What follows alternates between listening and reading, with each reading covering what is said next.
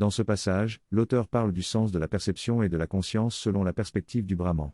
Il explique que la conscience se manifeste à travers une vibration d'énergie consciente qui se traduit ensuite en mouvement de force et en forme. La conscience est consciente de ses propres actions et peut les observer et les connaître intimement. Cela est décrit comme Samjnana, une opération de conscience qui observe les travaux de la force et les connaît comme faisant partie d'elle-même. Cette opération de conscience est présente partout dans l'univers et permet la création de nos sens spécialisés. Ces sens spécialisés peuvent percevoir différentes caractéristiques de la perception, ce qui donne lieu à différents types de sens, tels que la vue, l'ouïe et le toucher. Cependant, l'auteur souligne que malgré ces différents sens, il y a une caractéristique essentielle de la perception qui est commune à tous les sens. Ainsi, lorsqu'il parle des sens ici, il se réfère à cette caractéristique de base de la perception. Selon cette analyse, il y a 5 sens essentiels par lesquels la conscience perçoit le monde: l'ouïe, le toucher, la vue, le goût et l'odorat. Chaque sens est associé à une manière spécifique par laquelle la conscience ressent les différentes forces en action. Par exemple, l'ouïe est basé sur la perception des rythmes de vibration des forces en action, le toucher est basé sur la perception du contact et de la résistance des forces, la vue est basée sur la perception de la forme des forces, le goût est basé sur la perception de l'être essentiel dans la forme des choses, et l'odorat est basé sur la perception de la compression de force et de sa décharge. Ces 5 sens sont fondamentaux et communs à tous les êtres conscients, quel que soit leur plan de conscience ou leur forme de manifestation. Même si certains organismes peuvent avoir des variations spécialisées de ces sens, ils restent toujours basés sur ces 5 opérations essentielles de la conscience. De plus, il est souligné qu'il existe une interconnexion entre ces sens. Par exemple, il est possible de voir des couleurs en entendant de la musique ou de ressentir des images en touchant quelque chose. Cela suggère que les frontières entre les sens sont plus floues qu'on ne le pense généralement. En résumé, selon cette analyse, chaque être conscient perçoit le monde à travers ces 5 sens essentiels, qui sont basés sur les différentes façons dont la conscience ressent les forces en action. Ces sens peuvent varier dans leur expression et leur développement, mais ils restent fondamentalement les mêmes pour tous les êtres conscients. De plus, il existe une connexion entre ces sens, ce qui permet des interactions et des expériences sensorielles croisées. Dans cette anecdote, un musicien indien renommé explique la puissance de la musique en évoquant la capacité de celle-ci à invoquer des émotions et des images dans l'esprit de l'auditeur. Il souligne que la musique va au-delà des 5 sens physiques et agit également sur les sens subtils tels que le toucher, la vue, l'odorat et le goût. Il explique que la musique crée une vibration qui entre en contact avec le système nerveux de l'auditeur, provoquant ainsi différentes réactions émotionnelles. Il décrit également comment la musique a une forme et des relations complexes entre les sons qui peuvent être perçus et imaginés par l'auditeur. En fin de compte, il suggère que la musique a un pouvoir profond et qu'elle transcende les simples sens physiques. C'est à ce moment-là que vous commencez à percevoir le sens essentiel qui fonctionne dans votre conscience mentale et vos fenêtres nous guident délibérément vers cela, car à partir de là, il dira maintenant tournez-le de cette façon et vous aurez un aperçu de ce que c'est, l'ouïe de nos auditions et jusqu'à présent sentir le sens divin, donc il nous guide hors de nos sens physiques pour entrevoir le sens essentiel qui fonctionne dans notre esprit. Ensuite, il décrit comment l'esprit entend le son au niveau suivant des récits, il est conscient de l'essence ou de la force consciente qui constitue et maintient le son et prolonge ses vibrations en nous. La vibration physique s'est arrêtée, mais le chant OM et son pouvoir continue en nous. Vous allez à un concert de musique et cela vous a touché, cela vous a changé et vous en ressortez avec l'empreinte de cette expérience qui continue à l'intérieur de vous. Cela concerne bien sur l'ensemble du concert, mais pendant que vous êtes dans l'orchestre ou pendant que plusieurs instruments sont joués, une personne joue cette mélodie soudainement surprenante et cela vous touche d'une manière surprenante. Ensuite, les autres instruments se joignent à un autre mouvement différent. Votre esprit suit le mouvement en cours mais l'empreinte du mouvement précédent est toujours là en vous, comme une couche sur laquelle se forme une nouvelle couche, et c'est la combinaison de celles-ci qui crée l'expérience complexe. Et même avant que celle-ci ne disparaisse, un nouveau mouvement commence qui s'appuie sur celui-ci. Qu'est-ce qui soutient l'empreinte de la couche précédente en vous?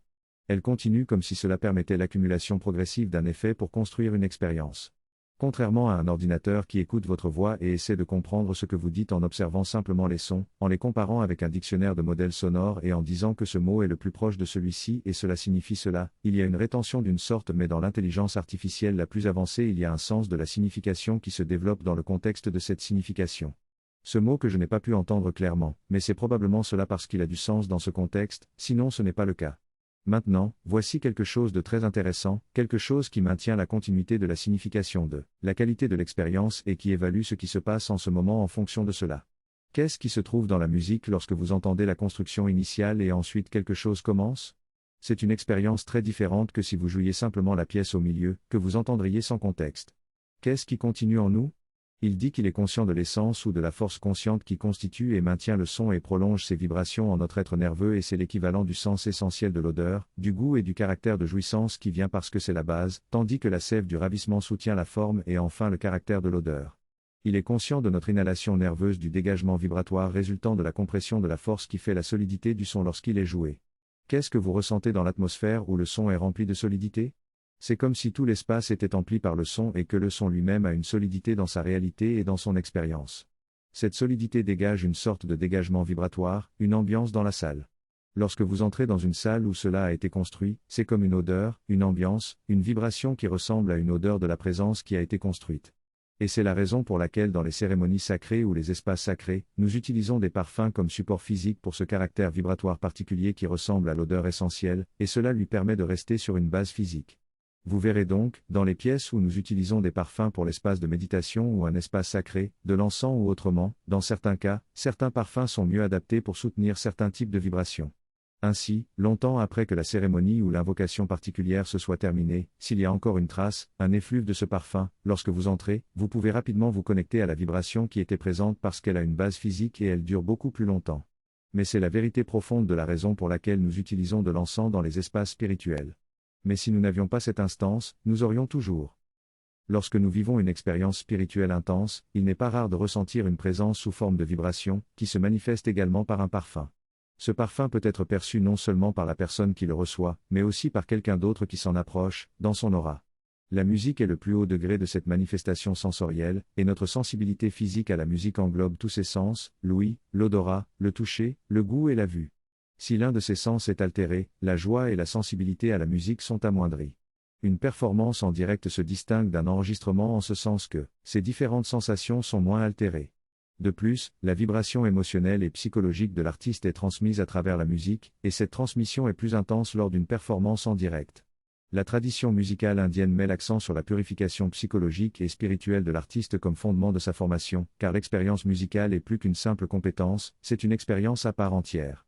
En écoutant de la musique, notre sensibilité physique et notre être nerveux réagissent différemment, car l'enregistrement se fait à la fois au niveau biologique et immatériel. Fermer les yeux permet de se plonger pleinement dans la musique et d'apprécier les différentes sensations qu'elle éveille en nous. Les distractions visuelles peuvent être un frein à cette expérience pleine et entière de la musique. Certains musiciens expriment la musique à travers leur corps, tandis que d'autres semblent plus statiques. La danse du corps s'adapte à la musique, créant une résonance entre le mouvement et le son. Lorsque nous écoutons ou observons un musicien, la perception de la musique et de l'expérience est amplifiée par les mouvements du corps et des mains du musicien. Cela crée une synergie entre notre perception auditive et visuelle. De même, dans le domaine de la conscience, il doit y avoir une unité entre la conscience physique et mentale pour une expérience complète. Cette unité existe également dans le corps subtil, où la perception se fait par le biais de sens plus subtils. Dans le rêve, par exemple, nous pouvons voir et entendre avec tout notre être, sans les limites des sens physiques. L'auteur raconte son expérience de sortie du corps lors d'une sieste, où la transition entre les mondes physiques et subtils était fluide. Il souligne également que la conscience supérieure doit être capable de saisir l'essence secrète de tout être conscient en action, non seulement à travers les résultats observables, mais aussi à travers sa propre perception intérieure. Ainsi, la perception essentielle doit être capable de comprendre directement ce qu'elle a émis, sans avoir besoin des 5 sens. En somme, l'auteur explore la perception et la conscience dans différents niveaux d'expérience, soulignant l'importance de l'unité et de la compréhension profonde de notre propre nature. Dans ce texte, l'auteur explore le concept de perception et d'appréciation à travers les sens. Il affirme que la pleine appréciation des résultats de la perception sensorielle ne peut être qu'un résultat d'une compréhension plus profonde de l'essence de la chose derrière ses apparences. L'auteur suggère que cette compréhension plus profonde est celle de la conscience elle-même, qui a le potentiel de s'exprimer à travers différentes formes et forces. Il compare cette compréhension à la manière dont nous pouvons apprécier pleinement la colère lorsque nous l'observons chez nous-mêmes, car nous la connaissons de l'intérieur. De même, ou observons les autres, notre compréhension personnelle des expériences similaires nous permet de les comprendre et de les apprécier davantage. L'auteur souligne l'importance de la pleine appréciation de ce que nous percevons, car cela nous permet de participer à la conscience infinie et de goûter à la délicatesse de la conscience essentielle. En fin de compte, l'auteur suggère que toutes les formes et opérations de l'être conscient sont des expressions de la conscience divine et qu'en comprenant notre propre psychologie et en plongeant au-delà des apparences physiques, nous pouvons commencer à saisir le sens profond de nos sens et percevoir la conscience divine à travers toutes les formes et les niveaux de conscience. Dans ce texte, l'auteur explore différentes facettes de la conscience divine à travers des mots-clés tels que Seigneur, âme maîtresse, transcendante, tout et le constituant et contrôlant l'action des dieux. Il souligne que la conscience divine n'est pas simplement une retraite intérieure absolue, mais plutôt une perception globale de la réalité relative. La conscience divine gouverne et constitue toutes les actions sur les différents plans de l'être, et englobe toutes les formes et opérations de la conscience. Il est capable de voir simultanément tous les niveaux de perception, qu'ils soient physiques ou non, tout en appréciant pleinement cette perception multiple. Ainsi, la conscience divine est omniprésente et interconnectée avec tout ce qui existe. Dans cet extrait, l'auteur parle de la façon dont les dieux opèrent dans l'univers et en nous-mêmes. Il souligne que la conscience suprême constitue et contrôle les dieux dans tout l'univers, mais la focalisation est sur notre propre être car il n'y a qu'une seule conscience. Chaque dieu possède des pouvoirs spéciaux qui représentent différentes fonctions psychologiques ou pouvoirs cosmiques. L'auteur explique que la multiplicité des dieux est une tentative de capturer l'expérience de la multiplicité dans l'unité, et de les percevoir successivement à travers différentes facettes. Il souligne également que les dieux travaillent en nous, dans nos différents plans de conscience, pour manifester le divin et accomplir le travail divin. Ainsi, l'objectif de la pratique yogique védique est d'inviter les dieux à s'établir en nous, à remplacer notre ancien mode de fonctionnement par leur travail divin, et à participer mutuellement à notre croissance et à leur accomplissement. Dans le yoga intégral, en revanche, on se concentre directement sur le divin en tant que mère divine et on invoque sa puissance, qui englobe toutes les facettes et les transcende toutes. Selon notre tempérament, nous avons naturellement une affinité avec un ou plusieurs aspects, et donc il y a des éléments de cela qui sont naturellement présents en nous, mais nous ne nous limitons pas consciemment à un aspect ou à un autre. Nous nous donnons entièrement à elle et invoquons tout son fonctionnement en nous librement. Ainsi, on ne voit pas ici une contradiction, mais plutôt un accomplissement, une réalisation du processus védique dans quelque chose de plus complet. Le Seigneur, l'âme suprême, gouverne, transcende et contrôle l'action des dieux sur les différents plans de notre être. Tout cela constitue et régit nos actions, nos pensées, nos sensations, nos perceptions, nos guérisons. Mais la conscience suprême ne dépend pas de ce que nous appelons la vue et l'ouïe pour sa propre perception essentielle. Elle opère par un sens suprême, créatif et global, dont notre vision et notre ouïe physique et psychique ne sont que des résultats externes et des opérations partielles. Elle les comprend, mais sa perception est beaucoup plus vaste et complète. Cette vision suprême nous dévoile le travail divin et nous permet de participer à cette perception du jeu suprême, révélé et libre. Cela sera expliqué en détail la prochaine fois. Rappelons que tout cela n'est qu'une élaboration d'un verset, ou plutôt de 2 versets, qui nous invitent à ne pas nous attacher au sens physique, mais à rechercher cette vue suprême, cette ouïe suprême et ce sens suprême qui inclut tous les sens physiques mais qui nous donne la perception de Brahman, l'ultime réalité. En méditant là-dessus, nous comprenons que nous ne voyons pas Brahman avec nos yeux physiques, ni ne l'entendons, mais c'est lui qui voit à travers nos yeux et entend à travers nos oreilles et qui rend possible notre vue et notre ouïe, qui ne sont qu'une pâle réflexion de sa véritable vision et de son écoute. Prenez quelques instants pour méditer là-dessus.